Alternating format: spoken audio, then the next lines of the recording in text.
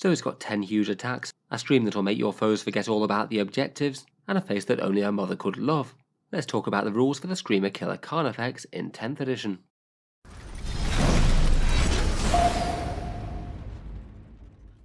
Hello and welcome back to Warspets Tactics, where today we're talking Tyranids, and I thought we'd take a video to take a focused look at the Screamer Killer Carnifex, talk briefly about the model, and then look through its new datasheet. Over the past couple of days or so, it's all been very exciting with the reveal of the Leviathan box set.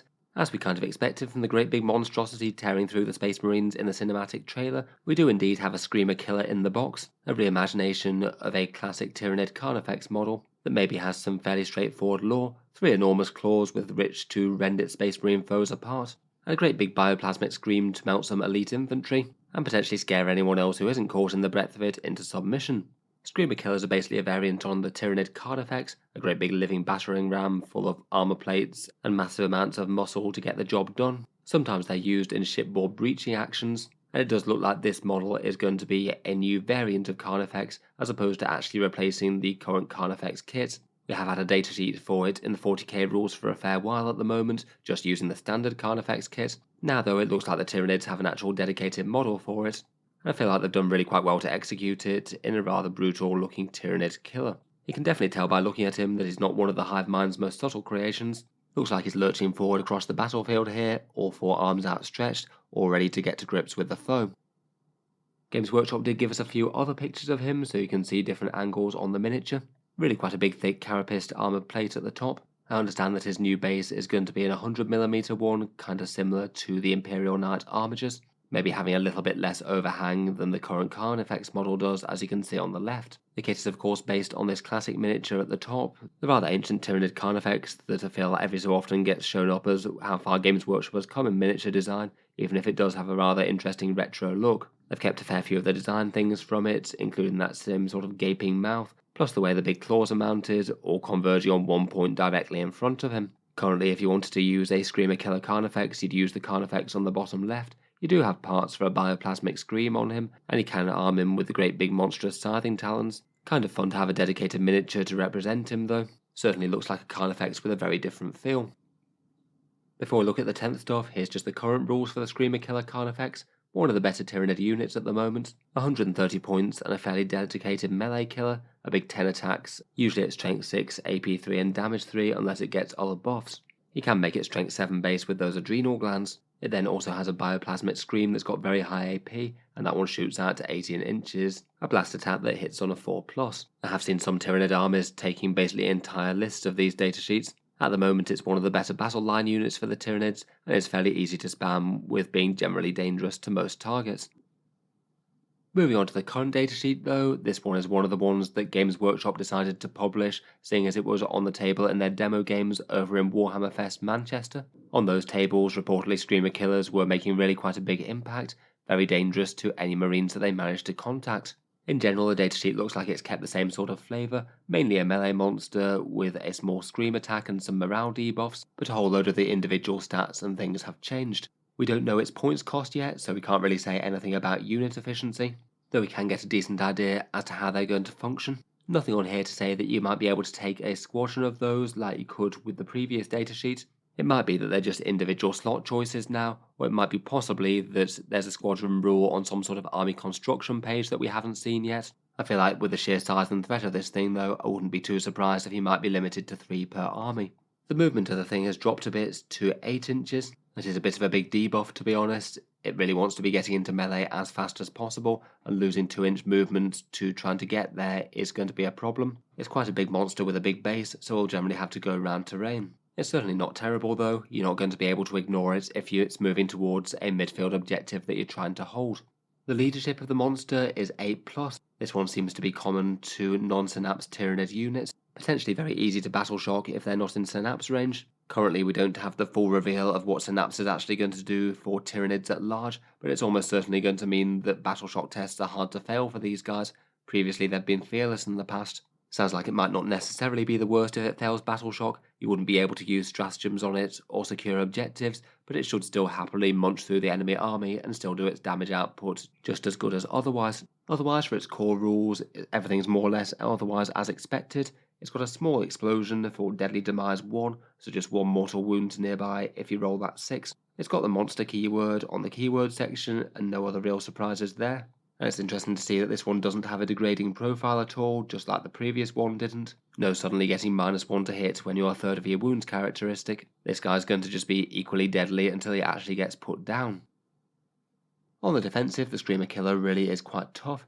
Toughness 9, a 2+ save, and 10 wounds. We're still just about filling out the scope of what tough vehicles are and aren't in 10th edition. This guy seems to be essentially similar to a Rhino, but with 2+ saves rather than a 3+ save. Like the Dreadnought, it looks like he loses his -1 damage characteristic for increased toughness, and he's gained a wound as well compared with his previous profile. Seems like a 2+ save is going to be a bit more valuable in 10th edition as well. A fair few weapons have lost a bit of AP. With this sort of toughness, he's really not going to care too much about small arms, and they're just going to bounce off him.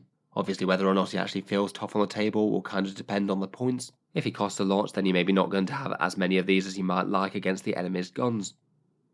Next up, certainly seems like he lives up to the Scream part of Screamer Killer. With his ranged attack, he attacks with a Bioplasmic Scream once more, 18 inches, and it's actually gained a few attacks here, d6 plus 3 shots, all hitting on 4s at strength 8, AP 2, and damage 1. The AP isn't quite as high as the previous one, but that really is quite a lot of shots there, at an average 6.5 attacks, and it's got the blast keyword, which apparently has been leaked for a +1 to the number of attacks for every 5 models in the enemy squad. Sounds really quite solid against bigger units.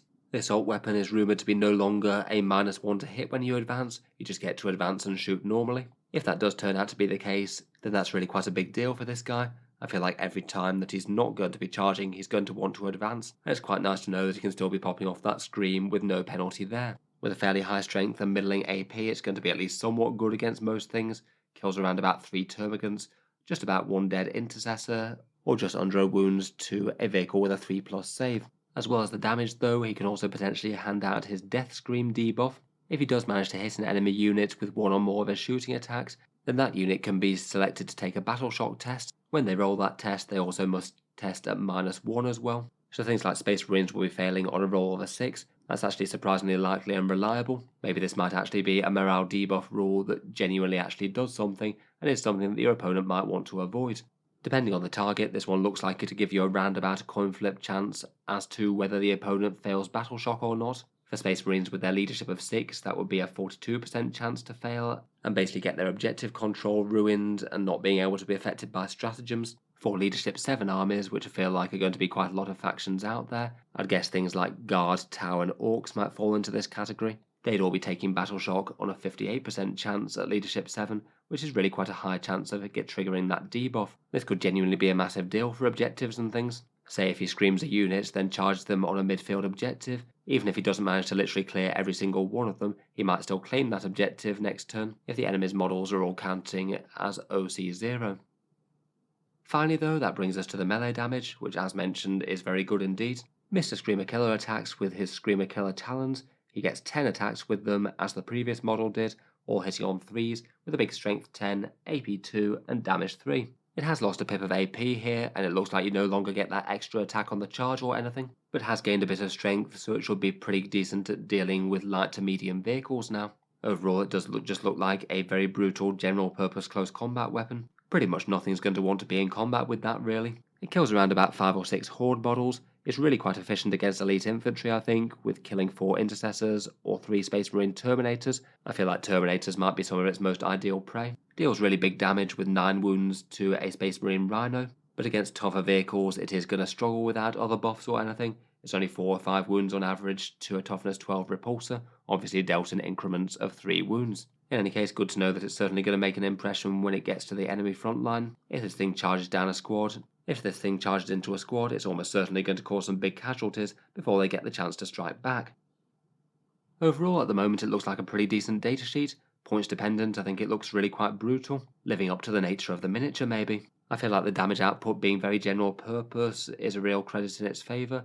A bunch of strength 10 attacks is going to damage just about anything, and the Scream can do a little bit of chip damage that's good against infantry, but that -1 Battle Shock debuff genuinely looks quite brutal, and could genuinely hamper the opponent's objective plans, and maybe other things as well. Failed Battle Shock is supposedly going to have some sort of debuff to falling back. Again, that's probably not something that you want if you're in combat with this guy. If the points do work out that he's kind of efficient, it certainly looks like he could be a good frontline damage dealer, marching up the board, tanking fire, threatening massive charge damage on anything that gets too close, and using that scream either to clear some infantry or literally to battle shock debuff certain units that it's got a pretty high chance of triggering that with. Overall looks pretty fun, should be interesting to put on the table. Let me know your thoughts on the new Tyranid murder machine then. Could you see yourself using Screamer Killer Carnifexes once the launch box comes out? And any other insights into the datasheet. If you've enjoyed the video, then feel free to subscribe to Auspex Tactics, or I'll certainly keep the regular 40k videos coming. I've talked about the Leviathan box pretty extensively over the last couple of days, so feel free to check out my other videos covering that. Finally, if you have been enjoying all the videos on the channel, I would just like to mention that Auspex Tactics does have a Patreon page as well, and that's how I can keep quite so many videos like this coming quite so regularly. Channel patrons do get a fair few advantages, seeing certain videos early, regular votes to see what sort of things come next on the channel, and automatic entry into the regular prize giveaways with a chance to win some big model kits each month. If any of that sounds good to you, or you'd just like to help support, the link is down in the video description. In any case, a massive thank you for listening, and I'll hope to see you guys next time.